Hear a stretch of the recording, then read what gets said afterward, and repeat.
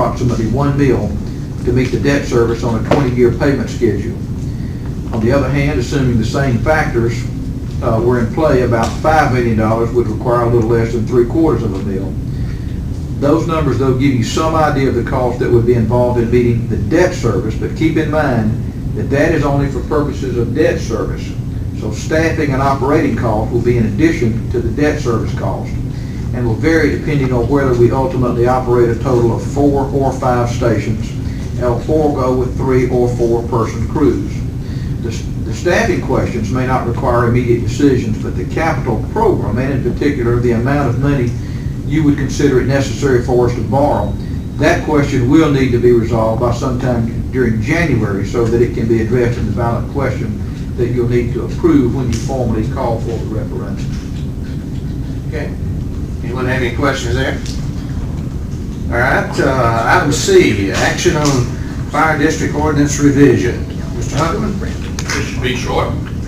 We had at our last meeting presented the revised writing of it, and the only word that was changed was in the 3rd paragraph, or the city council, from the word city council shall to the word city council may levy and collect within such district in such fees. Everything else is the same. That was the only change that was made. Any other questions, comments? Motion to approve. Second. Okay, a motion to approve and a second. Any other discussion? I would have one question and I guess our attorney should answer that, is can you distinguish between fees, assessments, and taxes? I'd be afraid to, but that language is actually directly from the Constitution provision allowing the special district. But yeah, in different circumstances, each of those has a different meaning depending on what you're doing. But that's just what I attempted to do, is just track the language of the Constitution. I actually, Mayor, I might interject, I saw an explanatory paper that Mr. Ingram gave me on that. I'm not sure who the author of it was, but it did break out the difference in the definitions of fees and assessments and taxes, and it really was to do with the occupational tax issue, but there were some definitive changes, differences between those respective titles, so I'll be glad. The harder distinction is between assessment and tax, because an assessment is really just a special tax. A particular Well, that sort of seemed redundant to me in a way there. But that is, it looks like you could just use the term assessments, that would cover everything. or charges. Or charges, yeah. But I did just want to track the Constitution. Okay. I would say the word assessment means one time, and tax is ongoing.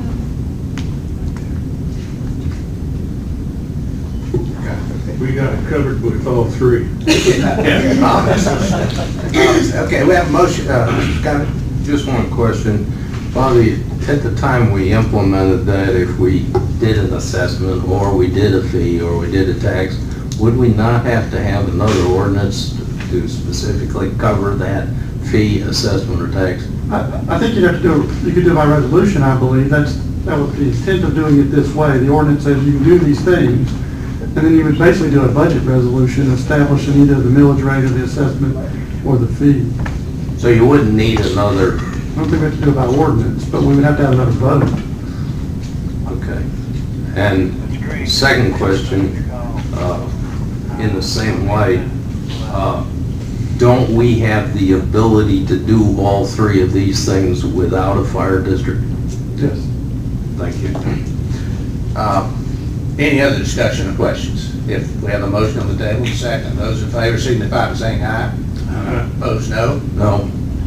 All members voting for the motion except Mr. Cummins. Okay, let's see. Mr. Beresford, update on the Etowah River and Killian Parks. Yes, sir, thank you. Once again, it's good news. We have been able to move ahead. We are ready to release the bidding. They will be coming out to county November the 2nd. I think all of you have this timetable in your packets, but the two key things I wanted to point out is on our first meeting in December, Mr. Bill Eccles will be attending our meeting, the meeting, the first meeting, December the 6th. Mr. Bill Eccles will be attending the meeting, and he will be giving us the bids that have come out. And then we'll have opportunity to approve those at the council meeting in December the 20th. And he will be back, and we'll probably, Mr. Dyer might need some sort of statement, resolution, or something that would say, we accept that, because that's got to go back to county. The county then takes it and votes on it, but they want to make sure that we're behind it 100%. So if we could have that lined out for us, we'll be in good shape. And as you can see, January is the finalization of all that, but the awards will be announced sometime around January the 9th, and contracts will be signed, and we'll be hopefully breaking ground in February. So it's moving ahead, and it's looking real good. Any questions? Thank you. Discussion and possible approval of SCADA system contract award. We have solicited bids for installation of a SCADA system at the reservoir. You will recall that we've been working with an initial budget projection of $1,250,000. So we're pleased that 5 of the bids came in at, all 5 or each of the 5 at less than $1,250,000. Our engineers have verified the bidding documents for completeness and accuracy, and have issued a letter of recommendation for award of the contract to the low bidder, which is Lanier Contracting Company. If you approve award of that bid, the 25% City of Canton share of the project cost will amount to $233,675. It is my understanding that Mr. Dyer has reviewed and has approved the contract document. Motion to approve. Have a motion to approve, and a second. Second. I'll second. Any other questions or discussion? If not, those in favor signify by saying aye. Aye. Opposed, no. All members voting for the motion. Okay, discussion of the travel policy revision. Mr. Huffman? Yes, I'm passing out suggested revisions. I think I did this last meeting. It's nothing that's changed other than just a review under the first page under meal expenses. Under today's environment, I think the figure of 42 is a little bit more realistic than 38. That is one change that you'll see throughout. On the second page, you look under the local business and meal expenditures.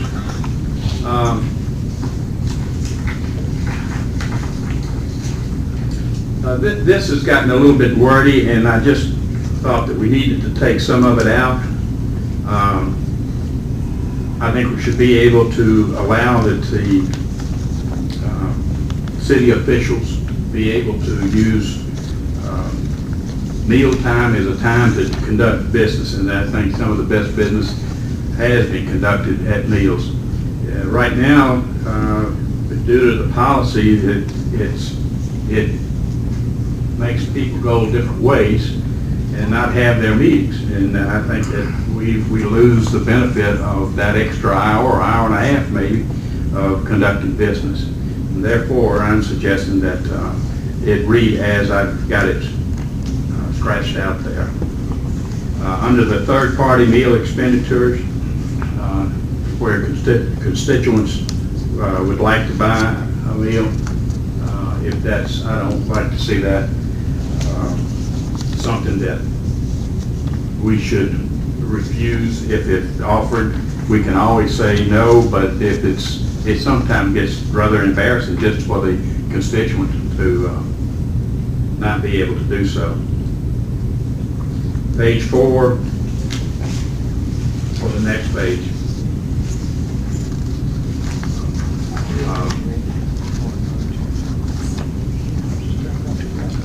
It's just under special events.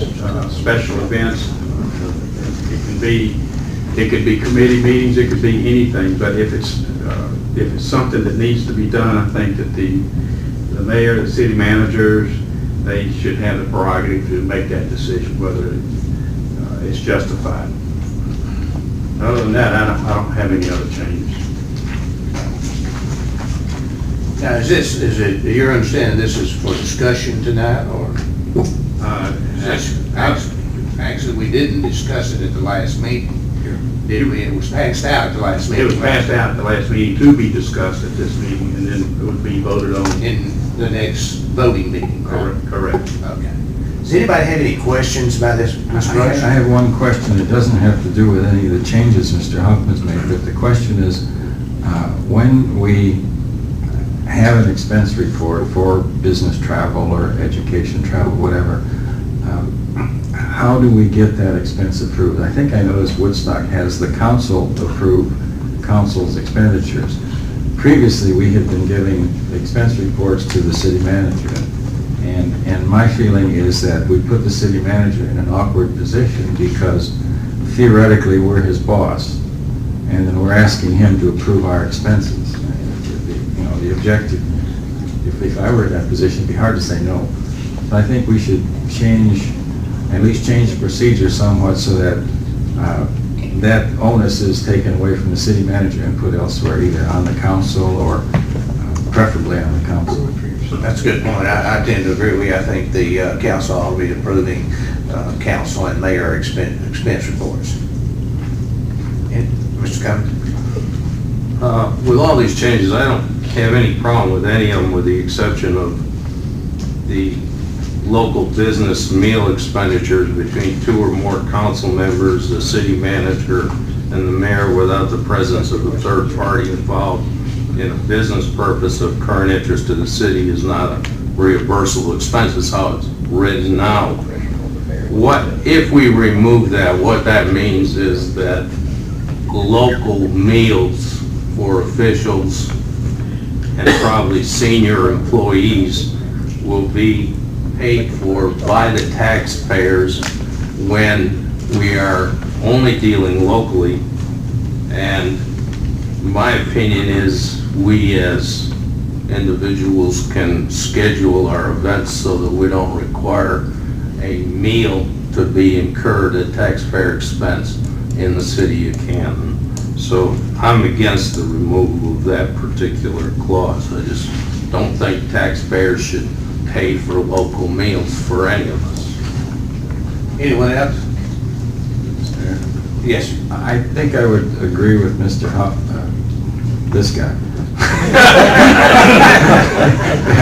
That if there's only council people and managers present, I think we could all pay for our own meals if we're discussing any kind of city business. I agree. I don't think taxpayers should pay, but if there's another person there, then you know, a third party, then I'd say we. Well, I agree too, and I think that the allowances there fall in line as far as I'm concerned. That the first section there, and you know, I don't think, you know, if someone buys a meal, as long as it's not an excessive thing, if you go to lunch with a business person or something, then maybe that's, you know, you can always, like Mr. Huffman said, you can always say no, you'll pay your own. If you choose to do so, but I don't see that anyone that thinks they're going to buy the influence of one of these council members with a $6 hamburger. You know, I mean, I don't think that's going to happen. But you do have to be reasonable. But I too believe that the problem that there's potential there for abuse between council members, city manager, council members, department heads, or staff members. That 2 staff members go to lunch here locally, and they could turn in the expense report and the city pay it. And even though they're most likely going to be talking about city business, certainly, but instead of doing that, I think, you know, I don't think most of our staff, or senior staff particularly, are so busy that they couldn't schedule that meeting at 11 o'clock or 1 o'clock or something, and avoid taxpayers having to pay that meal ticket at that point. So while I suspect that most people would do the right thing, it leaves it open for abuse, I think, and it concerns me a little bit. Mr. Huffman? Yes, I think you're missing the whole point of what I said. Apparently. Yes, we can schedule at 11 o'clock, we can schedule at 10 o'clock, we can schedule at 1 o'clock. We're all busy people, and there's so many hours in the day, and we can schedule one at lunch. I don't think we're trying to, I think we're trying to build more time that's made available, that particularly the mayor, and the city manager, and maybe some of the department heads, I mean, well, not some of them, all of them, are very, very busy people. And sometimes it's the best time to get them is at lunch. Otherwise, you're taking them away from their duties that might be more important. So that's the whole point, is to encourage more, I say work, but it happens to be over a meal. Anyone else? Mr. Rudd? I just want to cite an example from my youth. When I was working for this one company, and eventually I left the company and playing golf, and I met one of the accounting people there a couple of years later, and he says, "Boy, your boss used to take you out to lunch a lot." And I said, "No, he didn't."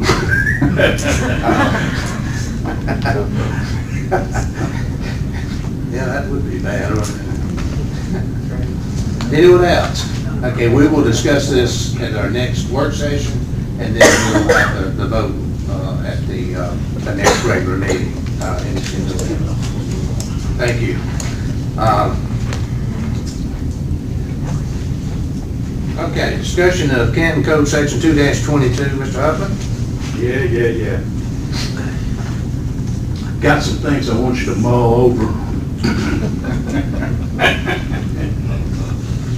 It's been brought to my attention, is that we have several of these, so it's not picking on any one, but a couple of things that are conflicting or not conflicting, or they're in the charter as well as in the city code. And we know we've got several of those, but I want to bring one up, and that is to have some clarification in the, this would be the code, where the mayor is a ex officio member of a committee, and I think that needs to be clarified. And considering, I think, in all previous meetings, Mr. Mayor, you have kind of considered yourself as a non-voting member. Yes. And so, and I think I've got that here to hand out if y'all would like, the explanation of what a ex officio is. And unless it is said that it's non-voting, then you are a voting member. So that's fine with me. I'll go along with that. Okay.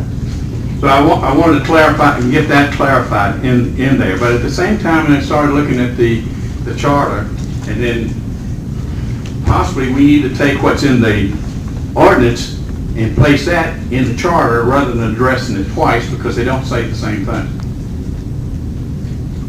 So my recommendation, I'll pass this out.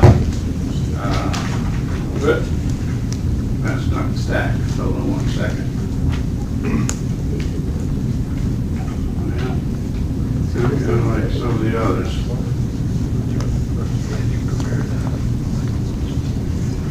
Put my hand on it. But just assuming that I'm correct on that, because I thought I had it all stacked in here, but I'm so organized and disorganized. But that's the one thing that I want to do, is move the ex officio over to indicate non-voting. And that would be something I would suggest for the next meeting, for the work session. You're suggesting that the mayor be non-voting? Non-voting. Okay, yeah. Okay, well, that's pretty much what we've been doing. Practice out there anyway, yeah. Because it seems a little odd if you appoint a committee and then, even though you want to be involved in it, know what's going on, the people that you appoint are the ones you're basically looking for a response back. Mr. Mayor. Scott, look, The only thing I'd add to that, the reason it's been non-voting is that you've always appointed 3 so that there would never be a tie. And so if you made a voting member, you'd now have, unless you change the committee sizes, you'd now have a possibility of a 2-2 vote, and that would ruin the concept, I think. Well, here, Mr. Mayor, the second part here, I did finally put my hand in these pass outs.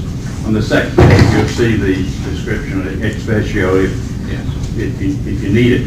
The other part is on the charter itself, under section 220, paragraph B, all city council members and committee chairmen and officers of the city council shall be appointed by the mayor and shall serve at the pleasure of the mayor. The mayor shall have the power to appoint new members to any city council committee at that time. But if you look on the, I think you should have it there as well.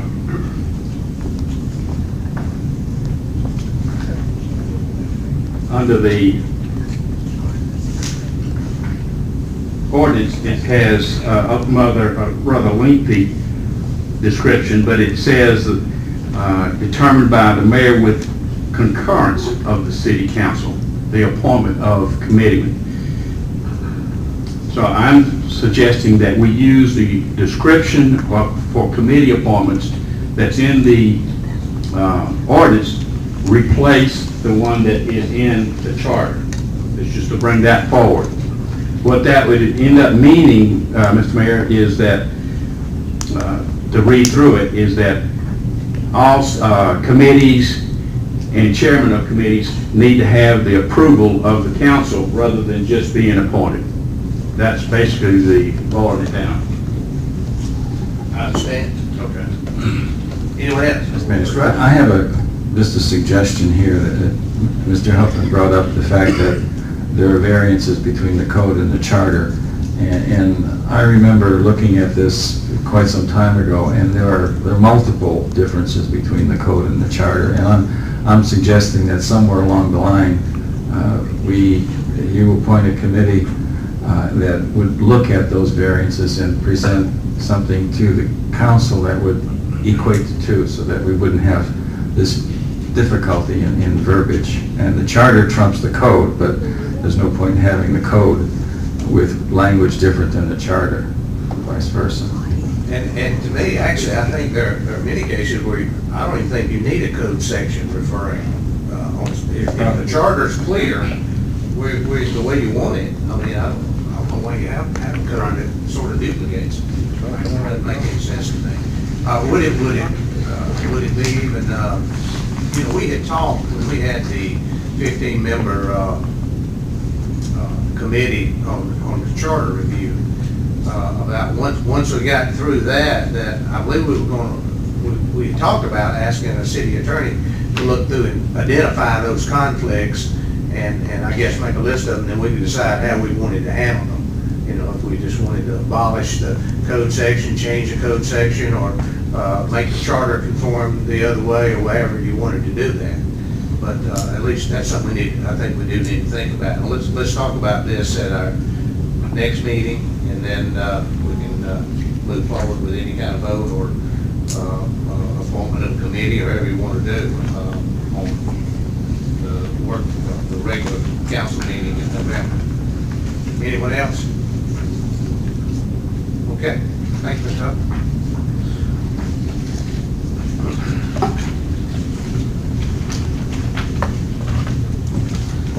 All right, city manager report.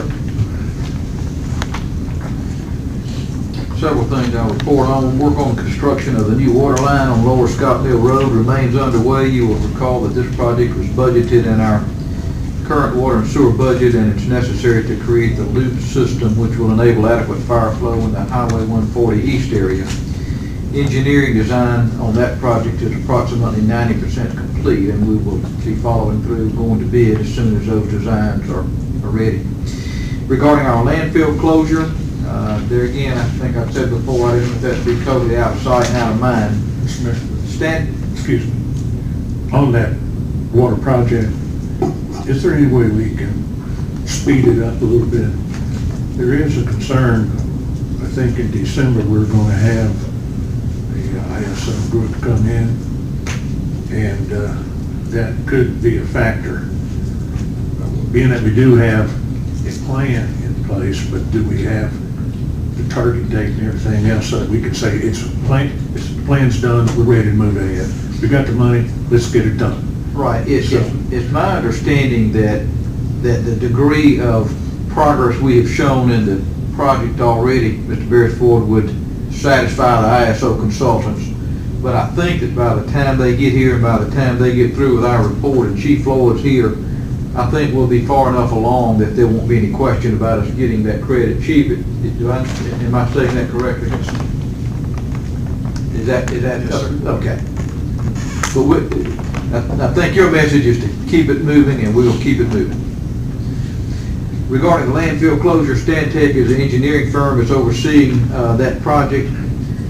That firm is in the process of pre-clearing prospective contractors to bid on the closure work.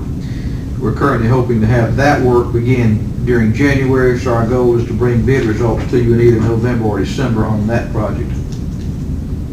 Regarding the big room here at City Hall, I think everyone on council is familiar with the work necessary to enable us to use that room for our city council meetings. Funds for that work will come from our current SPLOST proceeds. Bid openings for the ceiling repair, asbestos abatement, and painting of that room are due next week. We've had 6 different contractors pick up bid information, so we hope the quotes will be very competitive.